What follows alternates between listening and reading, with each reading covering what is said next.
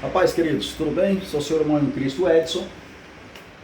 Estamos dando continuidade aos nossos estudos bíblicos da nossa EBD, Escola Bíblica Dominical. Como de costume, acostumo apresentar no início da aula a nossa revista, né? Estamos estudando nesse trimestre a nossa revista, que ela tem como título Corpo, Alma e Espírito, a restauração integral do ser humano para chegar à estatura completa de Cristo. Então, nesse trimestre, estamos estudando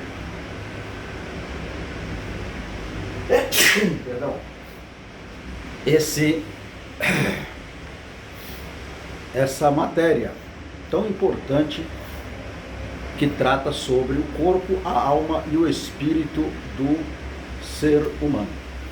Tá? As nossas lições são do quarto trimestre de 2025. Muito bem. A lição de hoje é a de número 6, que vai tratar sobre a consciência. A consciência, né? O tribunal interior. Consciência como tribunal interior. Tá certo, amados? Vamos adiante. A lição, ela fala, ela está pautada no livro de Romanos, no capítulo de número 2, do versículo 12 ao versículo de número 16. Não vou estar lendo para ganharmos tempo, mas vamos falar aqui o nosso texto áureo, que está no livro de Atos dos Apóstolos, no capítulo 24, versículo 16, que diz assim: e por isso, procuro sempre ter uma consciência sem ofensa, tanto para com Deus como para os homens. Né? Atos dos Apóstolos, o autor, né, João, ele vai falar sobre essa consciência, que ele queria ter ela sem ofender, tanto a Deus quanto aos homens. Né? É desse assunto que vamos tratar nesta aula. A verdade prática nos diz: diante da crescente degradação do padrão moral do mundo, o cristão deve apegar-se cada vez mais à sã doutrina para ter sempre uma boa consciência. Então, diante de uma depravação, uma degradação, aqui fala em degradação, mas na verdade é realmente a depravação moral no mundo. Então, diante disso, nós, como cristãos, devemos nos comportar, né? Esse comportamento, fala-se apegar-se a Deus, apegar-se cada vez mais, né? Com a sã doutrina da palavra de Deus, com uma boa consciência. Tá certo, amados? Muito bem. O nosso primeiro assunto vai tratar sobre antes e depois da queda. O que é antes e depois da queda? A consciência. É o que nós estamos estudando. A introdução da nossa lição diz assim: Deus fez o ser humano com um senso moral chamado consciência, que acusa, defende e julga. Tá certo? Funciona segundo a lei moral comum a todas as pessoas. A lei moral, ela é comum e ela foi dada a todas as pessoas. Todas as pessoas. As escrituras sagradas e outras fontes narrativas, como a família, a igreja e o Estado, a consciência escrutina e emite juízo sobre todo o comportamento humano. Então, a consciência, ela emite juízo sobre todo o comportamento humano. Nós vamos estudar, vamos entender o que é isso. Para tratar de consciência, eu fiz aqui algumas escritas, né, na medida que nós fomos explicando cada ponto da nossa revista, né?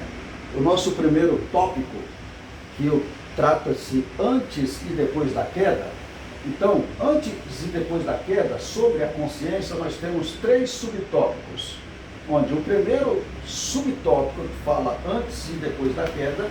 Então, esse subtópico aqui é antes e depois. Antes da queda, como que era a consciência? Antes da queda. E depois da queda, como que era a consciência? Depois da queda. Muito bem. O que diz a nossa lição? O que diz a nossa lição?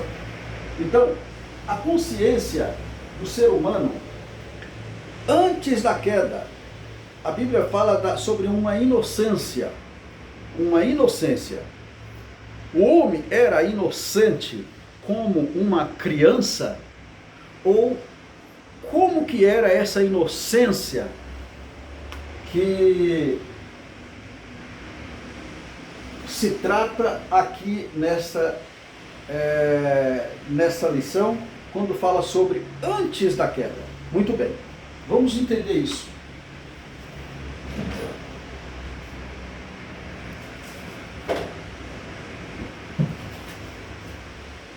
Vamos entender isso agora, sobre essa situação. Muito bem. Muito bem. O que diz a nossa lição?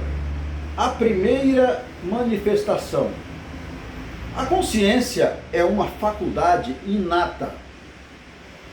Ou seja, todos nascem com ela. Então, todos nascem com uma consciência. Todos. Todo ser humano nasce com uma consciência. É como um sensor instalado na alma humana. Algo teológico consiste que, ou melhor, algum teólogo considera que seja no espírito. Não há consenso sobre isso. É uma capacidade dada por Deus para o ser humano discernir entre o certo e o errado. E assim orientam-se em suas decisões. Aí tem uma referência bíblica no livro do Gênesis, no capítulo 2, versículo 16 a 17. Então, o que o autor está dizendo é que essa consciência, ela foi dada por Deus e que é uma capacidade onde o homem sabe discernir o que é certo e o que é errado. Então, isso foi dado. Agora, quando foi despertada esta consciência? Muito bem. Antes da queda, o homem, essa consciência, ela operava no homem. Ela operava no homem pela comunhão, que o homem tinha com Deus. A comunhão que ele tinha com Deus. Vamos ler o livro do Gênesis, no capítulo de número 2, no versículo 28.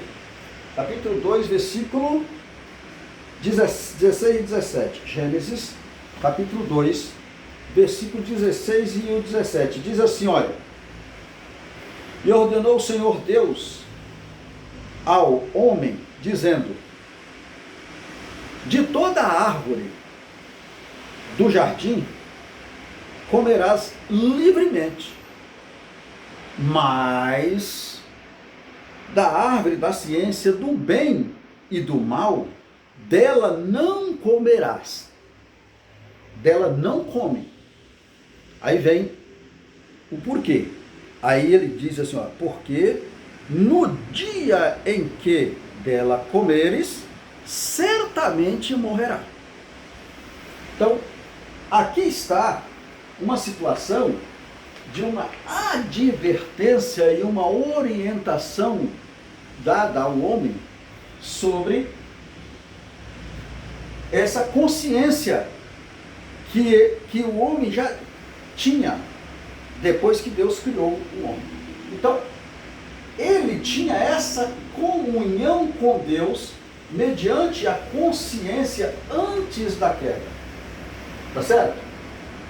A queda aqui é com Q maiúsculo. Por quê? Porque foi a grande queda que o homem, né? Que o homem teve, onde aconteceu a degradação que fala da verdade prática, diante da crescente degradação do padrão moral do mundo, antes da queda. Ele tinha essa comunhão. Então, a comunhão operava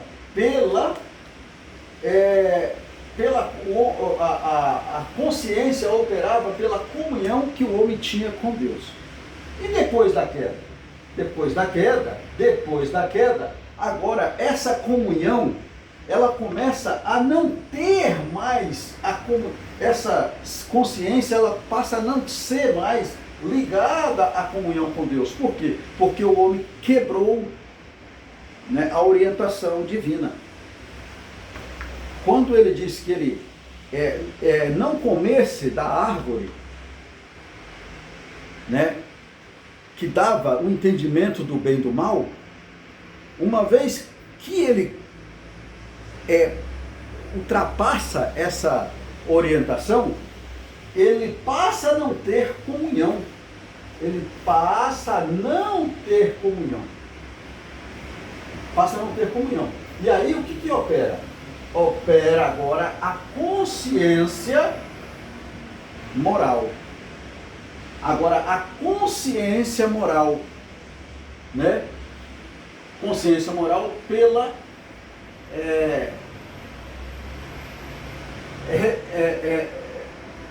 pela percepção. Agora o homem, né, quando ele chega lá, né, que Deus faz a visita a ele, lá no jardim, que Deus pergunta, onde estás? Ele diz, olha, eu te vi, e eu tive medo. E aí o que aconteceu? Eu me escondi. Aí quando Deus pergunta, comeste da árvore comeste do fruto da árvore que eu te disseste que não comeste? Aí ele disse, a mulher, nós vamos estar falando já, que tu me deste, me deu, comeu e me deu. Agora ele passa a perceber, essa consciência aqui, essa consciência não é mais essa mesma. Aqui desperta nele uma inocência, a consciência que era uma inocência, e lá no início da aula eu perguntei se essa inocência era como uma criança, e não é, porque a consciência de uma criança, embora ser inocente, não era a mesma consciência do homem aqui no início. Porque aqui no início o homem não tinha pecado. Uma criança, embora ser consciente, ela é fruto de pecado. Então, após a queda, o homem passa a ter uma percepção do erro. Ele agora, tem uma consciência que agora ele precisa entender que o medo levou ele, o erro, ou melhor, dizendo, o erro levou ele a ter um medo. Quando ele diz, olha, tive medo e me escondi. Tive medo e me escondi de ti. Então, opera no homem aqui essa a percepção, ele começa a ter medo, percepção do erro. Ele diz assim, a consciência fala assim, eu errei, agora eu tenho medo, tive medo de ti, porque eu errei. Certo, amados? Muito bem. Então, o nosso primeiro subtópico da lição está explicada entre a consciência antes e depois da queda, antes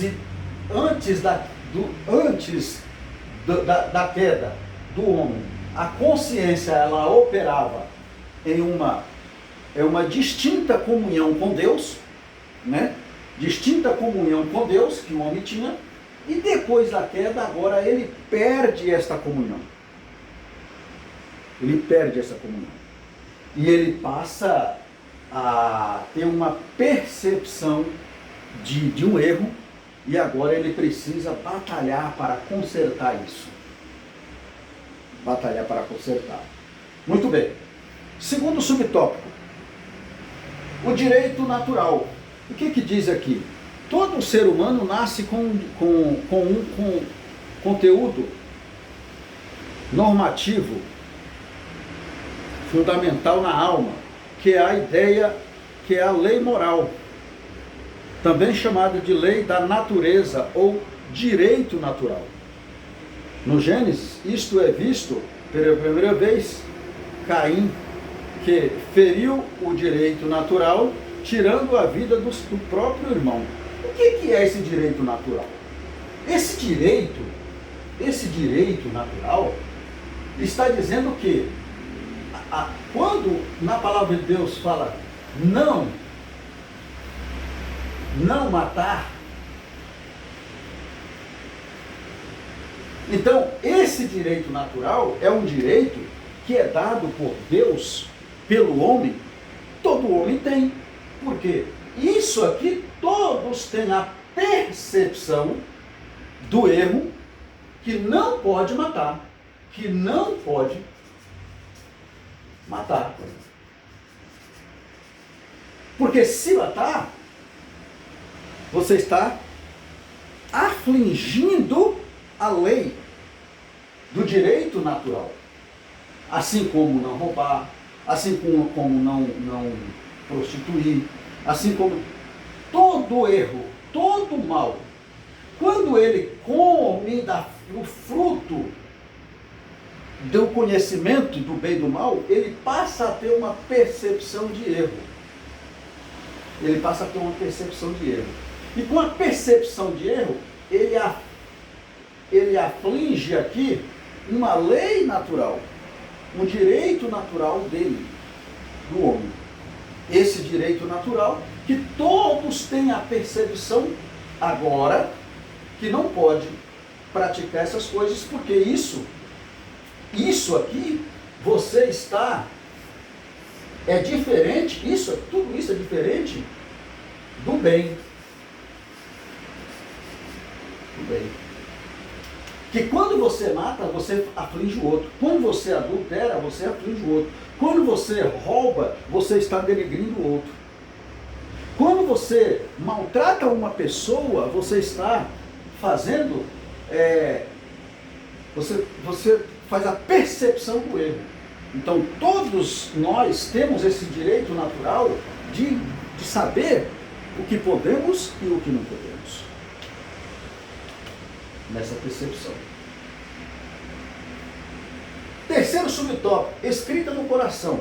O que é escrita no coração? Em Romanos 16, Romanos 2, do 12 ao 16, Paulo faz referência à lei mosaica dada a Israel e à lei moral do direito natural, comum a todos os homens, inclusive aos gentios.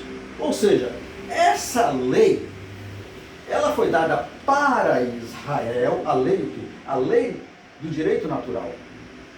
Foi dada uma vez que o homem agora tem a percepção do erro, essa lei foi dada. Agora, para Israel, e todos os homens, inclusive para os gentios. Os gentios e toda a raça humana. Escrito no coração que não pode praticar o mal, o erro. Tá certo? Olha o que diz aqui, ó. Comum a todos os gentios, os quais mostram a obra da lei escrita no coração. Em princípio, com base nesta lei geral que a consciência atua. É com base nessa lei geral que a consciência atua. Uma vez, quando pratica um ato de erro, vem a percepção do erro. E aí atua a lei, dizer, olha, errei, isso eu não podia fazer. Então, isso não é dado apenas para Israel, mas é para todos os gentios, para toda a raça humana. Então, todo mundo que pratica qualquer delito sabe se eu devo ou não devo praticar. Se eu estou maltratando ou eu estou fazendo bem. Embora todos tenham essa consciência. Tá certo? Muito bem. O que ocorreu em relação aos hebreus foi a positivação do direito natural. A escrita em pedras, pelos preceitos comuns a todos os homens, como a proibição de matar, que está escrito lá em Êxodo, no capítulo 20, versículo 13. Além disso, houve ampla regulação da vida civil, ou seja, o direito de propriedade e direito da família, por exemplo, escrito no livro de Êxodo, no capítulo 22, Deuteronômio, no capítulo 24, e estabelecida pelas leis cerimoniais de Levítico, do 1 ao 7. Antes da codificação do direito natural pela lei mosaica, outras sociedades antigas tinham seus regulamentos. Os principais eram os códigos mesopotâmicos de Ur-Mamum, 2070 anos antes de Cristo. Pit-Ishat, 1850 a.C., e o código de Hammurabi, o mais conhecido de todos, né?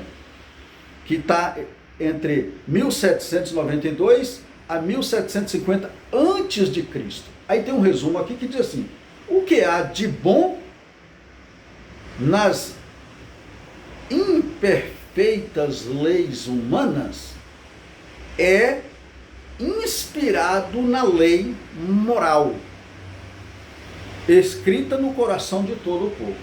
Então, o que está dizendo aqui? Diz o seguinte: embora tenha todas estas leis, desde a mosaica, desde essas leis aqui, esses códigos, né, que foi dado para o homem ter os seus direitos, embora todas estas leis existissem, né, o homem continua atendo à lei natural da percepção, né, uma vez do que ele pode e o que ele não pode fazer diante da sociedade, diante daquilo que ele aflige. Com base nisso, nós vamos ir para o tópico de número 2, e depois lá no tópico de número 3 eu vou colocar aqui na nossa aula uma tabela onde nós vamos entender que mediante todo esse processo existe um destino para as almas as pessoas que afligem e que não regenera e que não submetem ao conserto do processo que nos leva a manter fora da comunhão com Deus. Fora dessa comunhão. Tá certo, amados? Vamos adiante. Tópico de número 2. Muito bem. Aí nós vamos entender o seguinte. A nossa aula, ela diz que a consciência é um tribunal interior. Tribunal interior. O que é um tribunal? O que é um tribunal? O tribunal nada mais é e nada menos do que um lugar, né? Um lugar onde se realizam audiências judiciais e se faz julgamentos. Então isso quer dizer que a consciência é o tribunal interior? Por quê? Porque é na consciência do ser humano que o ser humano tem a percepção que nós falamos aqui, onde é nela que é o tribunal onde projeta as audiências, onde o ser humano ele pode se acusar, que é onde realiza audiências, julgamento da causa e faz julgamento do processo na consciência. Por quê? Porque a lei do direito natural que foi dado para que temos a percepção de entender o bem e o mal aqui, no não matar, não roubar, não prejudicar o próximo, essa percepção, quando eu perdi aqui na lei da consciência da comunhão, foi me dada depois da queda. Agora, eu percebendo o bem e o mal, eu não posso ser inocente de continuar praticando uma coisa que agora eu sei que é errado. Tá certo? Por isso ela julga, é um lugar onde julga os processos do intelecto, do interior do homem, e não do homem exterior, do homem interior. Aquilo que a minha consciência acusa, eu estou pecando e eu preciso voltar atrás para ter comunhão com Deus. Muito bem. Tópico 2. Como funciona a consciência? O tópico 2 vai dizer o seguinte. Então, como que funciona isso? Como funciona a consciência? A consciência, conforme eu disse aqui, ela acusa, defende e julga. Ela acusa, defende e julga. A consciência funciona como um órgão de acusação ou defesa, mas também exerce funções judiciantes. Né? Diz que, no livro de Gênesis, capítulo 3, versículo 7, diz que tão logo Adão e Eva pecaram, foram abertos os olhos e ambos se conheceram que estavam nus. Então, quando eles despertam neles aqui a percepção que eles estavam nus, o que aconteceu? Então, para eles aqui, funcionou que eles se sentiam acusados. A acusação. Então a consciência despertou aqui em Adão e Eva, que os acusou que eles tinham infligindo ou afligindo uma lei natural que tinha sido dada. Eles agora perceberam, tiveram uma percepção da consciência, porque eles caíram. Então, essa consciência aqui, para Adão e Eva, naquele momento funcionou que eles perceberam que estavam nus. Perceberam que estavam nus. E foi-lhe aberto os olhos. Ó, perceberam que estavam nus. O verbo conhecer traduz o apontamento negativo feito pela consciência, reprovando a conduta do primeiro casal. Então aqui,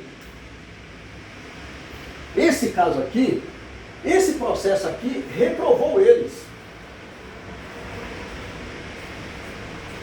Reprovou o quê? A conduta. Porque eles tinham uma comunhão com Deus. Naquele momento eles percebem. Então eles dizem, olha, a minha conduta agora não é de antes.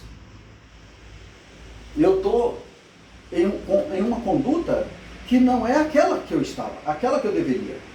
Então essa conduta tinha os reprovado. Antes do pecado conheciam somente o bem. Está vendo? Antes ele conhecia somente o bem. E viviam em plena alegria e paz. Plena alegria e paz. Plena comunhão e paz com Deus. Antes do pecado. Ao pecarem, a consciência ecoou na alma como uma voz secreta e incômoda. A voz secreta e incômoda. Quando Deus chega para falar com eles, ele diz, olha, eu comi daquela árvore que não deveria ter comido. Comi do fruto da árvore que não deveria ter comido. Às vezes essa experiência é de dor no coração, como aconteceu com Davi após contar ao povo, né, que não era para ele contar, mas ele sabia e ele contou, despertou nele a sua consciência falou, olha, você errou. E conhecemos a história, né? Segundo Samuel, capítulo 24, versículo 10. Uma consciência pesada produz males ao espírito, à alma e ao corpo.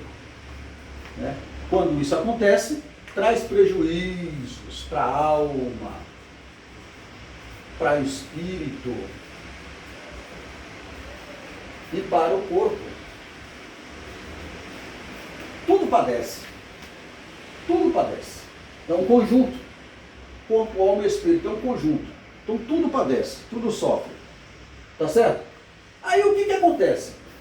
Essa consciência, ela também age como uma defesa. Como ela age como uma defesa? Né? Nessa defesa e nesse julgamento, aí vem as tentativas vãs, vãs justificativas.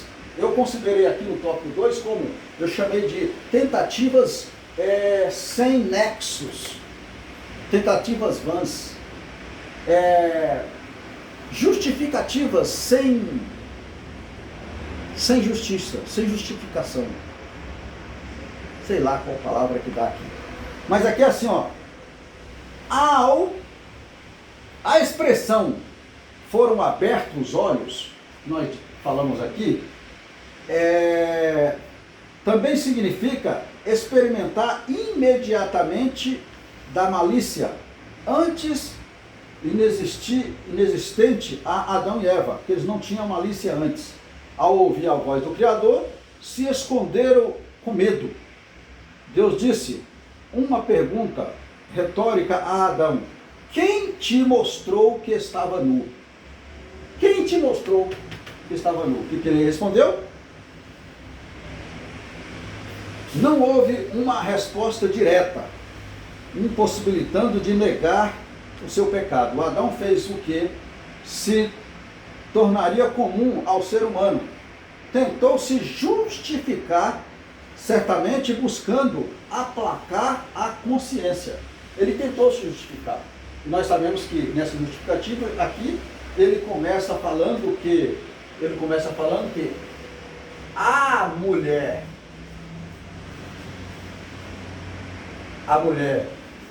que tu me deu,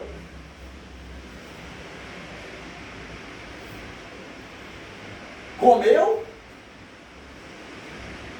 e me deu.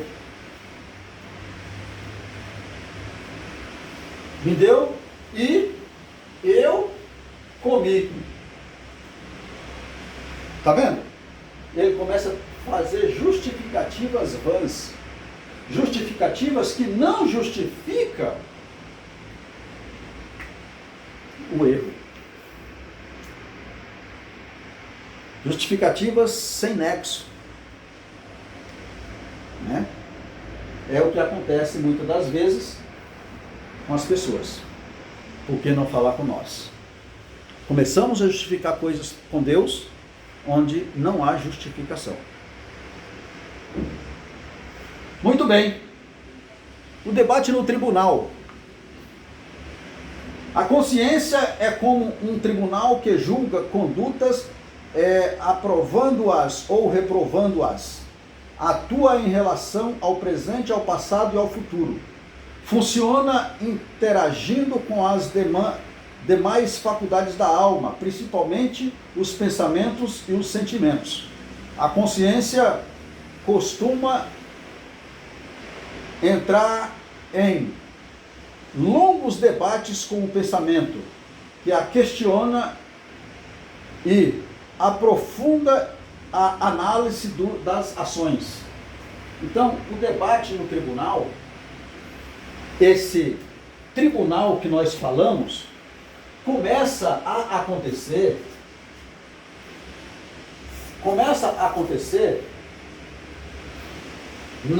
em uma audiência,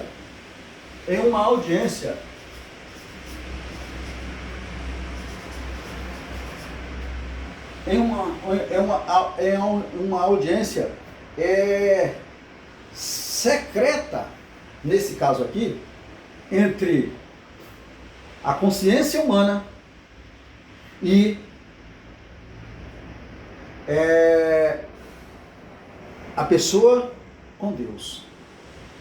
Porque ele começa a maquinar, e aqui o nosso autor chamou isso de um tribunal interior, porque o homem não consegue viver em paz quando isso acontece. Porque a alma é que acaba sendo a mais prejudicada. O espírito humano começa a trazer uma confusão e a alma fica abatida. O homem perde a graça. O homem perde o entendimento. O homem perde o ânimo, a alegria. Entristece a alma. Por isso que a consciência é um grande tribunal onde se faz os julgamentos dos delitos cometidos, né? Dos delitos cometidos do homem. Muito bem, queridos. Com base nisso aqui que nós falamos, vamos explicar rapidinho aqui para os irmãos uma situação em que nós precisamos entender isso para que nós não chegamos em uma condição em que o homem ele vai ter um prejuízo espiritual para ele. Muito bem. Aqui eu chamei esse cantinho aqui de lugar. Lugar de tormento. Lugar de tormento. Do lado do lugar de tormento existe um lugar que chama abismo. Abismo. Aqui está o seio de Abraão.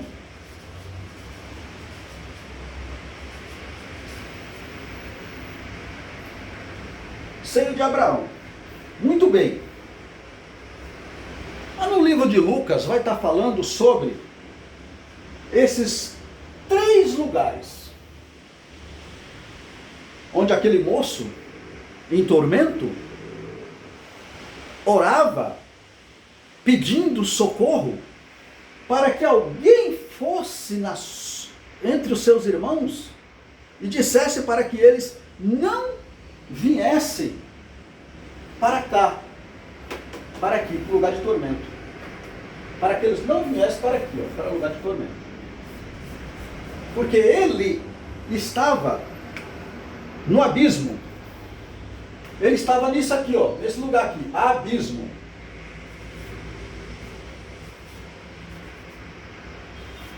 Abismo.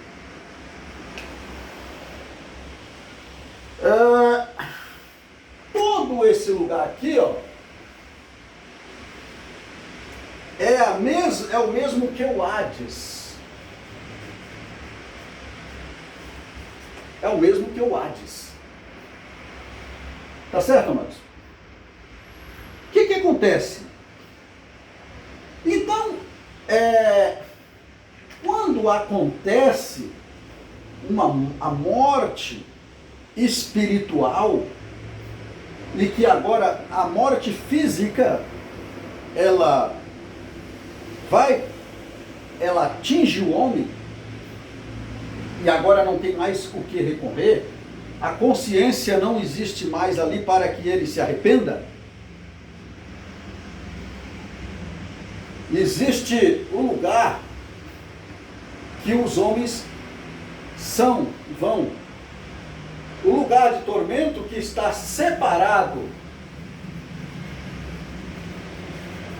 para os ímpios. Os ímpios. O seio de Abraão para os salvos. E o abismo? O abismo, no abismo, está lá, né? Aqui no abismo, está os anjos caídos,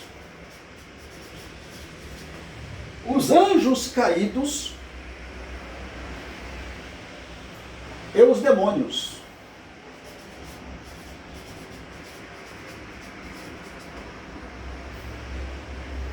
Que não é ainda Satanás.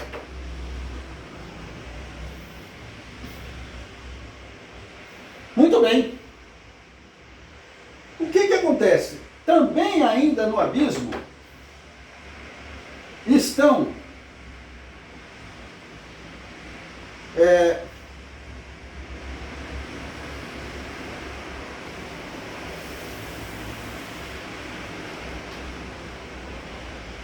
nesse processo aqui, ó, no abismo,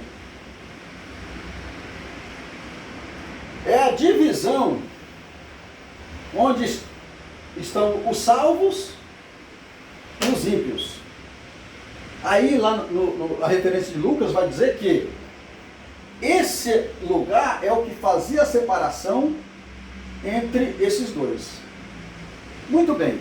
E aqui no abismo já é o inferno? Não. Não é o inferno. A Bíblia vai falar sobre o inferno, que o inferno, que é o Geena, ou Geena, que ainda não não está aqui, ainda não está o diabo. Satanás ainda não está no abismo. Satanás ainda não está nem no abismo, nem no lugar de tormento, e também ainda não está no inferno. Onde está Satanás? Efésios, no capítulo de número 6, versículo 10 a seguir, vai falar que ele está nas regiões celestiais, trazendo tormento, e que ele vai ser lançado aqui, ó. Ele vai ser lançado aqui. Mas quando? 1000 anos depois da besta e do falso profeta. Está lá em Apocalipse. Fala sobre esse processo.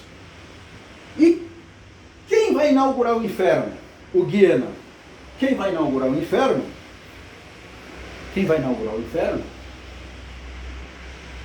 A besta e o falso profeta. A Bíblia fala que eles vão ser lançados vivos aqui.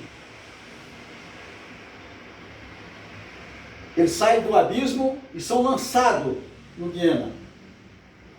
E aí, no julgamento, no final do julgamento, onde a Nova Jerusalém, Nova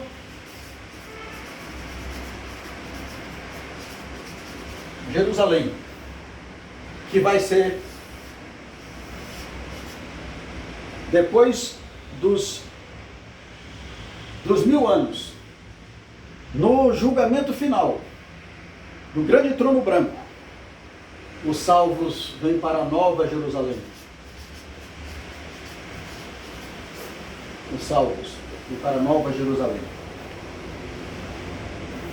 O abismo, o tormento, todo o Hades são lançados no inferno, no Guiena.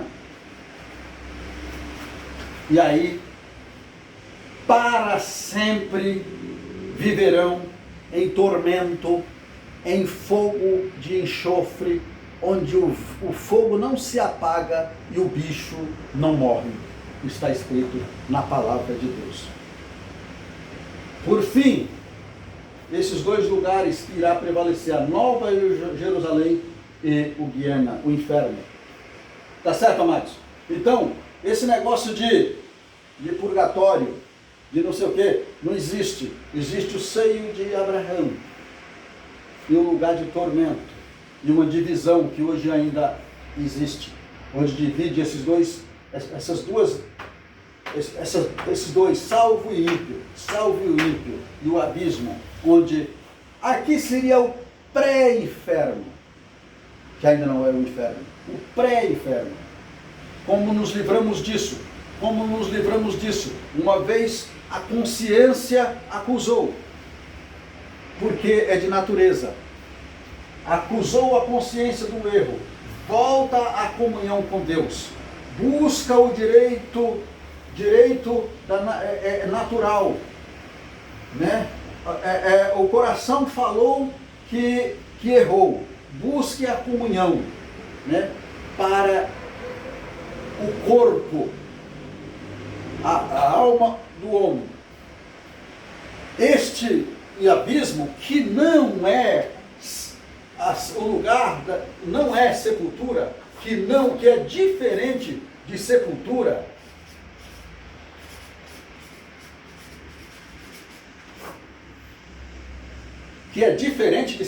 esse abismo, né? Onde os salvos também são lançados na sepultura, mas a sua alma não vai para o lugar de tormento. A sua alma não vai para o lugar de tormento. A alma do salvo vai para o seio de Abraão. E fica aqui até o dia de julgamento final.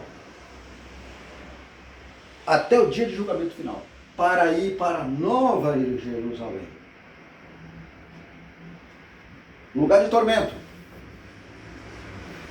E os que estão no abismo, os anjos caídos, estão aqui até o dia de julgamento final, para ser lançado no Guiena, no lago de fogo de enxofre, no inferno, onde ficarão para sempre em tormento. Para sempre. Tá certo?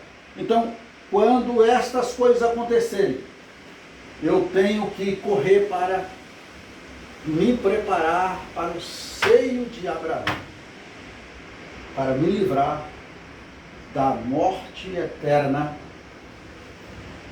né? Porque através da consciência eu consigo discernir o bem e do mal e voltar à minha comunhão perdida lá no Éden. Tá certo, amados? Amém? Que Deus em Cristo nos abençoe. Que Deus em Cristo nos conceda uma aula neste próximo domingo, cheio de alegria, né? Que possamos aprender juntos a palavra do Senhor e ter uma consciência limpa. A lição ainda vai falar sobre as mentes cauterizadas, onde as mentes fracas, onde quando fala sobre a cauterização, quer dizer que eu acostumo com o pecado, acostumo com as coisas mal, e aí eu procuro deixar isso para lá, aí levando, empurrando as coisas. Cuidado com isso aqui, cuidado com esse processo. Esse processo é eterno.